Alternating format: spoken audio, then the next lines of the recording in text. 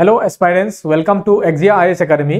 আজি আমি ক্লাসটোত ডিসকাস কৰিবলৈ গৈছো অসমীয়া সাহিত্য জগতৰ কেইজনমান পুৰুধা ব্যক্তি আৰু তেওঁলোকক কি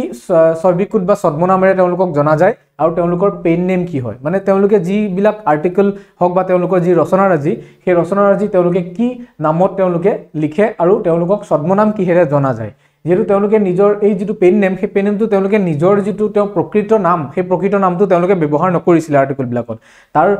বিপৰীতে তেওঁলোকে এটা বিশেষ নামেৰে সেই আৰ্টিকল বিলাকত নিজকে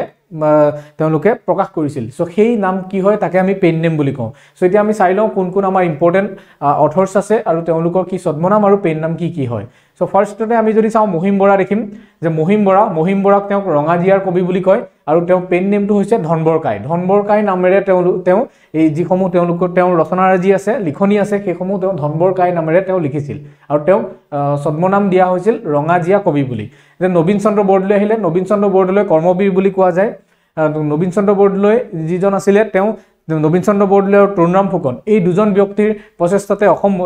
অসমত তেওঁলোকে কি কৰিছিল অসম প্ৰদেশ কংগ্ৰেছ কমিটি গঠনত তেওঁলোকে এটা গুৰুত্বপূৰ্ণ ভূমিকা পালন কৰিছিল দেন নলিনীবালা দেৱী আছিল নবীন চন্দ্ৰ বৰদলৈৰে জীয়ৰী আৰু সেই নলিনীবালা দেৱীক অতি ইন্দ্ৰিয়বাদী কবি বুলি জনা যায় দেন নৱকান্ত বৰুৱা আহিলে তেওঁ যি পেন নেম আছিল সেই পেন নেম এখুত ককাইদেউ আৰু সীমা দত্ত এই দুটা নামেৰে নৱকান্ত বৰুৱা দেৱে যিসমূহ লিখনি বা ৰচনাৰাজি আছিল সেইসমূহ লিখিছিল দেন নীলমণি ফুকন সিনিয়ৰ আমি যেহেতু সিনিয়ৰ শব্দটো ব্যৱহাৰ কৰিছো কাৰণ আৰু এজন নীলমণি ফুকন আছে যিজনে তেওঁ দেগাঁৱৰ পৰা বিলং কৰে সেইজনক আমি জুনিয়ৰ বুলি কওঁ যি জ্ঞানপীঠ বঁটাও পাইছিল সো এই নীলমণি ফুকন প্ৰথম আমি যিজন চাওঁ এতিয়া নীলমণি ফুকন সিনিয়ৰ তেওঁ বাগ্মীবৰ বুলি জনা যায় ছদ্মনামটো হৈছে বাগ্মীবৰ দেন পবিত্ৰ কুমাৰ ডেকা তেওঁ ৰখেশ্বৰ হাজৰিকা পেন নেমেৰে তেওঁ যিসমূহ লিখনি সেইসমূহ লিখিছিল দেন পাৰ্বতী প্ৰসাদ বৰুৱা আমি জানো গীতি কবি বুলি জনা যায় আৰু তেওঁৰ যি পেন নেম আছিল হেতু হয়বৰ অভয়পুৰীয়া পেন নেমেৰে তেওঁ ৰচনা যিসমূহ লিখিছিল দেন ফণী শৰ্মাক নটসূৰ্য বুলি জনা যায় দেন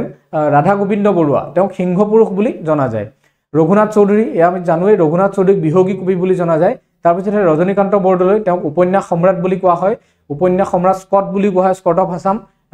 আৰু তেওঁ যি ভুলাই শৰ্মা আছিল সেই ভুলাই শৰ্মা নামেৰে তেওঁ লিখিছিল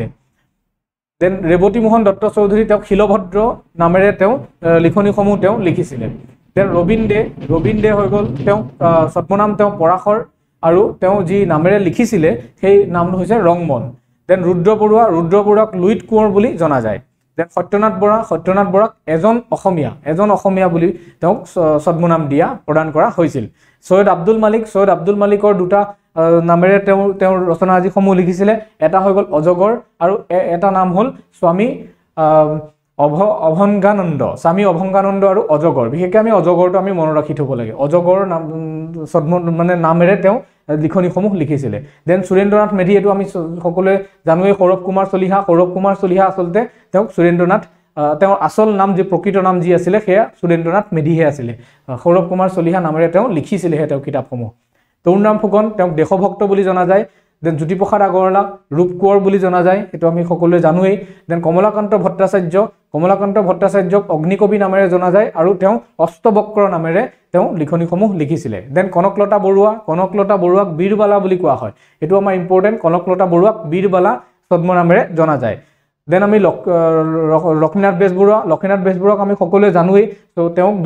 তেওঁৰ নাম এটা ৰখৰাজ লক্ষ্মীনাথ বেজবৰুৱা বুলি কওঁ বা সাহিত্যৰ্থী লক্ষ্মীনাথ বেজবৰুৱা বুলি কোৱা হয় আৰু তেওঁ কিপাবৰ বৰবৰুৱা ছদ্মনামেৰে তেওঁ লিখনিসমূহ লিখিছিল যেনেদৰে আমি পাওঁ কিপাবৰ বৰুৱা কাকতৰ টোপোলা কিপাবৰ বৰুৱাৰ উভতনি সো সেই কিপাবৰ বৰুৱাৰ নামতে তেওঁ গোটেই তেওঁ ৰচনাৰাজিসমূহ লিখিছিল দেন মহেন্দ্ৰনাথ ডেকা ফুকন তেওঁক মনাই বৈৰাগী বুলি কয় মহেন্দ্ৰনাথ ডেকা ফুকনৰ যি নাম আছিল এটা মনাই বৈৰাগী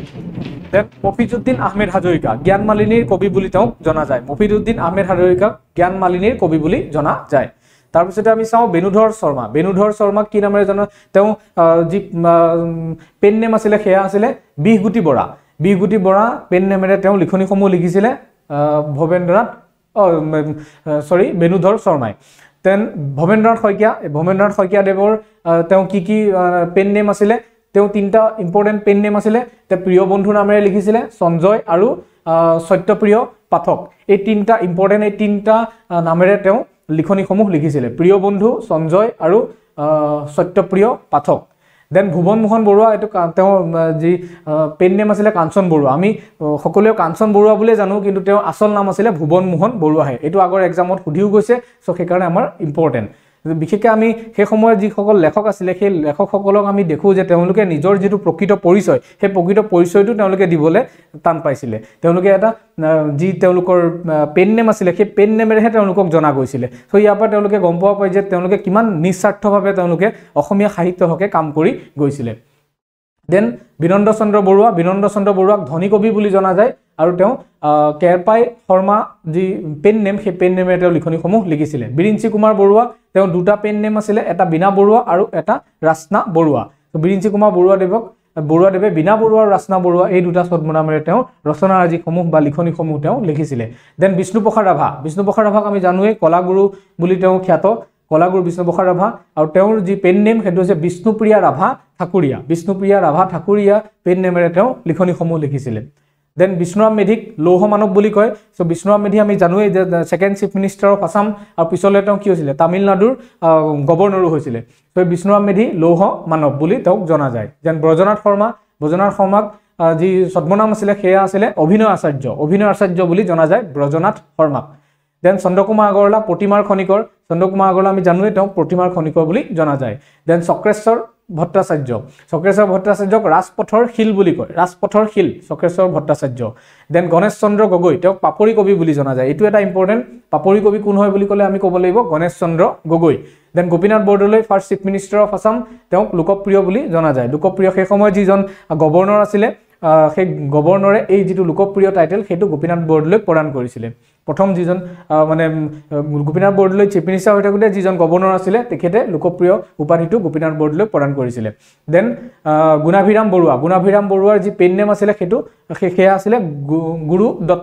গুৰু দত্ত নামেৰে তেওঁ লিখিছিলে লিখনিসমূহ দেন হেম বৰুৱাক ত্যাগবীৰ বুলি জনা যায় হেম বৰুৱা আৰু তেওঁ সোণাৰাম চান্দ নামেৰে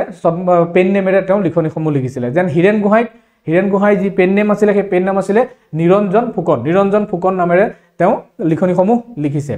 দেন ইন্দিৰা গোস্বামী মামনি ৰয়ছম গোস্বামীৰ প্ৰকৃত নাম হৈছে ইন্দিৰা গোস্বামী আৰু এই মামনি ৰয়ছম গোস্বামী হৈছে জ্ঞানপীঠ বঁটা পোৱা এজন অসমীয়া সকলৰ ভিতৰত এগৰাকী মামনি ৰয়ছম গোস্বামী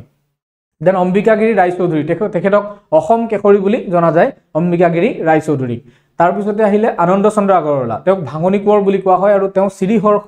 যি পেন নেম আছিল সেই পেন নেমেৰে তেওঁ লিখনিসমূহ লিখিছিলে বা ৰচনাৰাজিবিলাক তেওঁ ৰচনাৰাজিত ব্যৱহাৰ কৰা যি নাম সেয়া শ্ৰীহৰ্ষ আছিল দেন আনন্দ চন্দ্ৰ বৰুৱা তেওঁক বকুল বনৰ কবি বুলি জনা যায় আনন্দৰাম ঢেকিয়াল ফুকন এই নেটিভ ছদ্মনাম মানে পেন নেমেৰে তেওঁ লিখনিসমূহ লিখিছিলে তেওঁ এখন উল্লেখযোগ্য পুথি আছিল অসমীয়া লৰাৰ মিত্ৰ আনন্দৰাম ঢেকিয়াল ফুকনৰ দেন বাণীকান্ত কাকতি তেওঁ ভৱানন্দ পাঠক পেন নেমেৰে তেওঁ যিসমূহ লিখনি আছিল সেই লিখনিসমূহ লিখিছিলে বাণীকান্ত কাকতি দেৱে সো এই গুটেই যিখিনি আমি আজি আলোচনা কৰিলো এইখিনি যথেষ্ট এক্সাম পাৰ্সপেক্টিভৰ পৰা যথেষ্ট ইম্পৰ্টেন্ট হয় সো আপোনালোকে এইখিনি আকৌ এবাৰ চাব যেহেতু ইয়াৰ পৰা এটা কোৱেশ্চন অহাটো আপোনালোকে আহিব বুলি ধৰিব পাৰে সেই কাৰণে ইয়াৰ পৰা এই যিখন চাৰ্ট অলৰেডি দিয়া হৈছে হেতু যথেষ্ট ইম্পৰ্টেন্ট সো আজি ভিডিওটো আমি ইয়াতে সামৰিছো নেক্সট আকৌ আমি এটা ইম্পৰ্টেন্ট টপিক লৈ আপোনালোকৰ আগলৈ আহিম ধন্যবাদ